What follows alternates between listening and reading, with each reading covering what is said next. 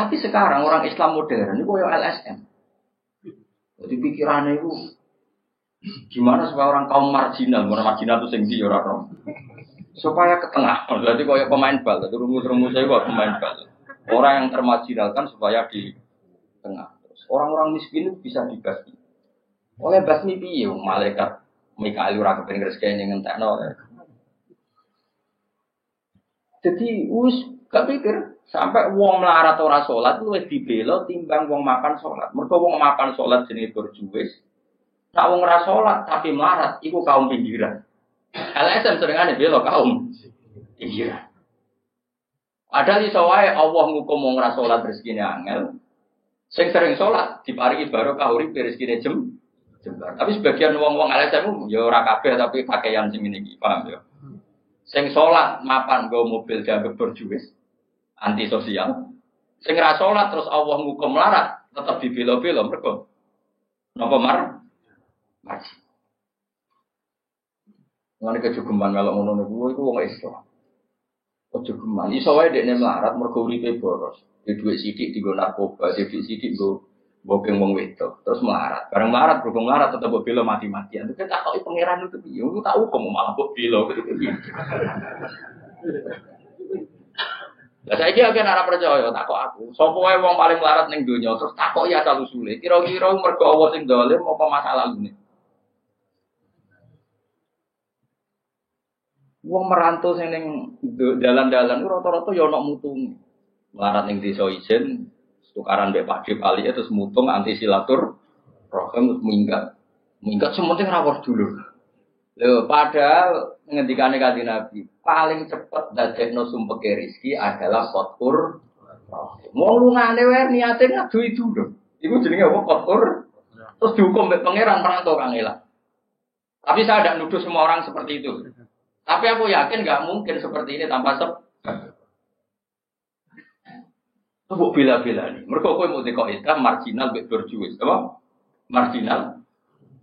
Kalau pikiran ini terus, nanti kita kayak zaman PKI kan. Saya tuh punya kenalan gus-gus banyak di Kediri, di Madiun, di mana-mana. Itu dulu PKI Madiun, PKI Kediri, PKI mana-mana di daerah sana itu mangkel kiai, dari kiai dianggap kayak bos berjuwis. Santri yang kerja ngurmat apa? Kebon. Kiai ini tengok-tengok ning omah untuk setoran. Jadi nganggap kiai kayak ketua geng. Mergo kiai ini ning omah tengok-tengok mulang. Engko santrine ngurusi kelapane, ngurusi panenane terus disetor. Nah, makanya antarane kiai itu ketua geng. Terus sing dekne ku bilang apa? Melarat. Kok melarat itu uangnya lah. Akhirnya gerakan sama rata sama. Itu korban pertama PK. Mergo dekne ora ro ibadah. Dadi wong sing diparingi jembar kaya kula ini kan mulang. Terus rukin salam template. Jaga ketua preman terus setoran ngono ae. Yo mati yo jenenge wong bingung kabeh diprovokasi ngono iku yo. Akhirnya pertama yang dilibas PKI yo kiai, perkarane provokasine ngono iku. Oke agak ana kiai aku anak kiai putune kiai itu terus cerita. Padahal kiai-kiai iku makan mergo barokah wa mattaqillah Allahu makhraja. Mesti ora ana wong takwa ora diurusi pengira. Kulo niku yo ora pati pinter pergawe tapi yo kerumah ya pengira. Umum yang kaji kulo yo kaji. Umum yang Pak Rabi yo rabi. Cara aku butuh wae untuk akeh kan cuma yo. Pokoke gampang kabeh cara gelem cuma iki kan njogo toleransi.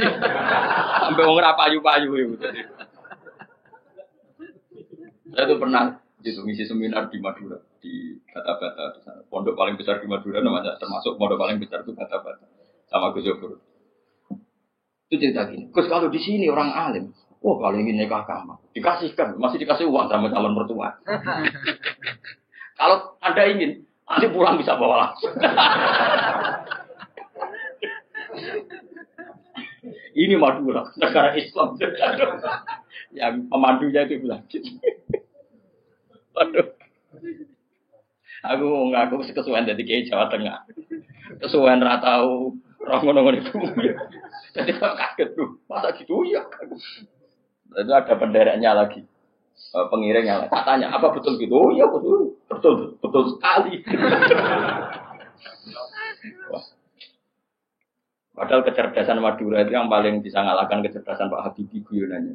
Karena kalau guyonannya Pak Habibie itu tanya, coba ukur ketinggian tiang itu, tiang bendera. Oleh orang Madura dinaikin.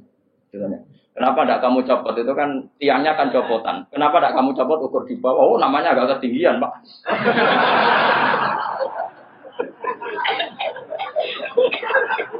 Makanya guyonannya, ya itu guyonan. Habib itu belum pernah debat kalah kecuali ngadu orang.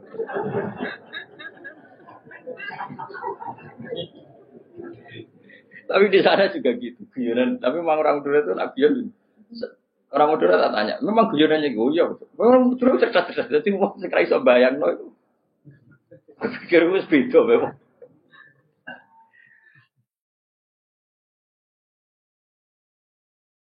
Nah, perasaan saya di sana itu kayak di Thailand karena pulaunya terpisah terus bahasanya beda. Jadi kalau orang Madura ngomong sama orang Madura kayak ada di Indonesia juga. Kayak di Thailand.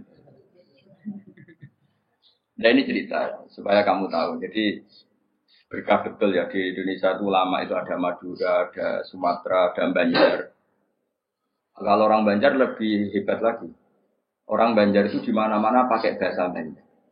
Sama seperti orang Madura, di mana-mana orang pakai Madura. Dan orang Banjar, kenapa saya bilang lebih? Ya, karena memang sebuah Banjar, ya, karena Madura itu induknya kan Syekhona Khalil. Ya, tentu yang kita tahu yang modern. Banjar itu punya indukan namanya Syekh Arsad. Syekh Arsad bin Abdi Somad. Syekhona Khalil itu ngaji sama Syekh Nawawi Banten. Padahal Syekh Nawawi Banten masih ngaji sama Syekh Arsad bin Abdi Somad, teman Banjar. Itu uniknya orang Banjar itu. Meskipun hidup di mana-mana pakai bahasa Banjar. Termasuk kiainya siapa yang di Kholi besar di Banjar itu. Siapa itu? Di mana? Ustadz Zainil itu. Enggak, kampungnya apa? Ijen. Kumpul ya. Itu ngajinya di Bangil. Kamu kira ngajinya di mana? Ngajinya di Mbah Zaini itu ngajinya di Bangil. Tapi jangan kira sama orang Jawa enggak, sama orang Banjar. Ngajinya di Bangil. Dan kiainya ya orang Bangil, tapi beliau orang Banjar. Mucalnya pakai bahasa Banjar. Sehingga orang Bangil enggak bisa ngaji sama kiai itu karena ini bahasa apa? Jadi sudah hidup di Bangil itu tetap pakai bahasa. Kalau kita kan Islam Nusantara, jadi kayak saya itu sering dapat SMS entah berapa sampai lupa lah jumlahnya. Gus saya ini orang Sunda, tolong ya kalau ngaji bahasa Indonesia. Kadang orang Kalimantan, orang Sulawesi. Padahal saya sebetulnya mau fanatik kayak orang Banjar. Jadi wah kuatnya dong. Saya tuh sering dapat SMS itu ya orang-orang apa? Ya YouTuber itu.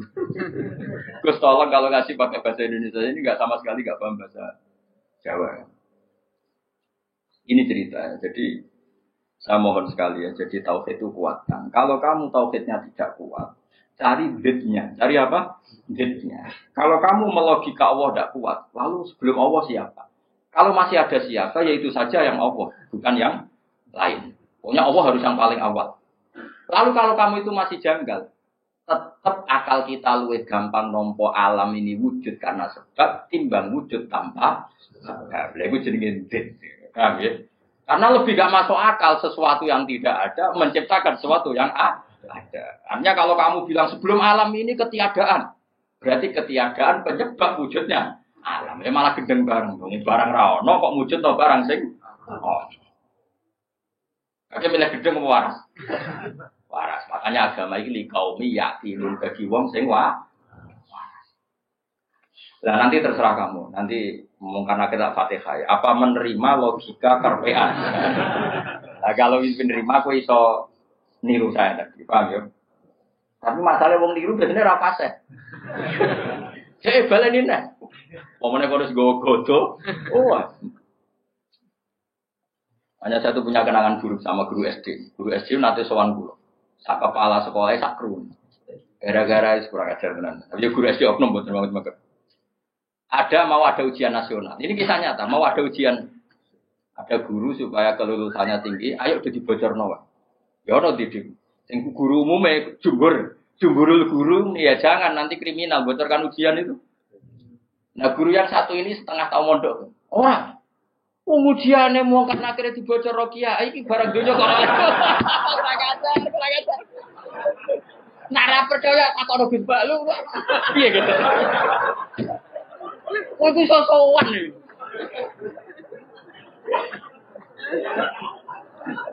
Lah ya ujiane mungkar nakir dibocor mbek kiye-kiye ra apa-apa kok. Ya selama ini mungkar nakir harusnya tersinggung loh. Kan ujiannya kan dibocorkan siapa-siapa. Terakhir dibocor Mudin, paham ya? Akhirnya tak kok, suan kula. Kula pas ning gerdu pondok ning kula sinau Pak. Kok guru-guru rene kono apa? Gus, apa betul, Pak? Aku ya tentu mendukung kebijakan ra iso dibocorno. Aku ya terus ning ngene. Ya nek ujian bukan nakir iso dibocor ya tapi ujian nasional iki ra ujiane bukan nakir.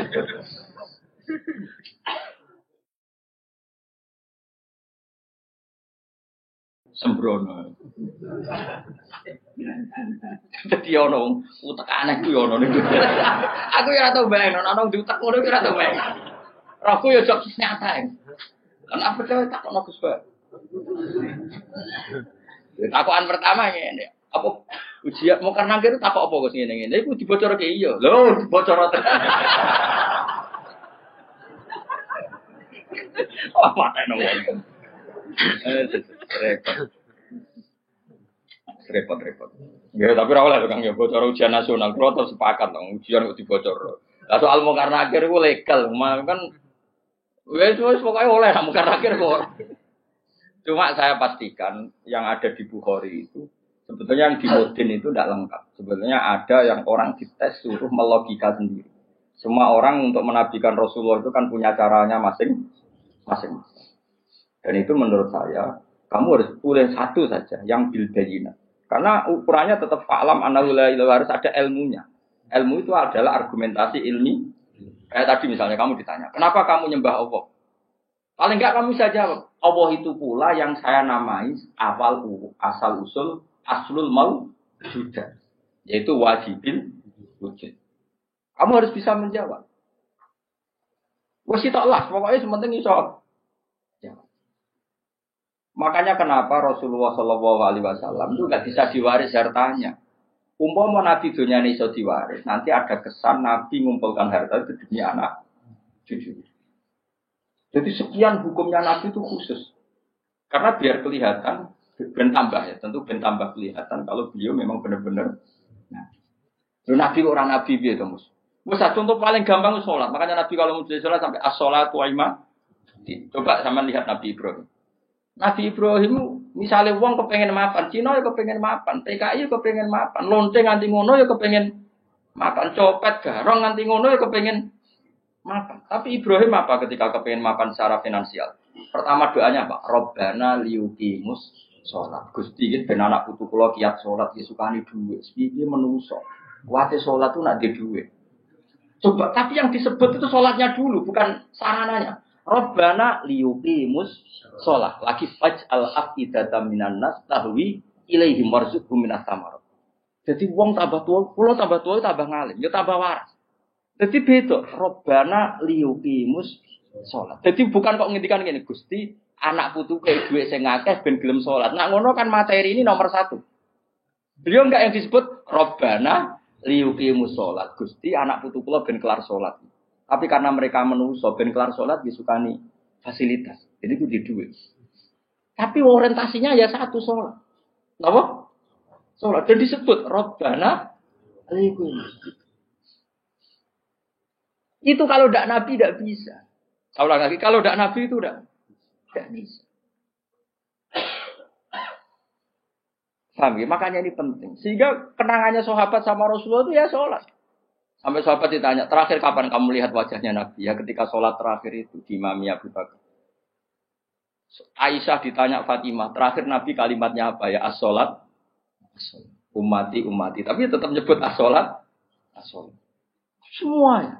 Lu itu kalau tidak Nabi tidak bisa. Donald Trump malah iso, aneh-aneh.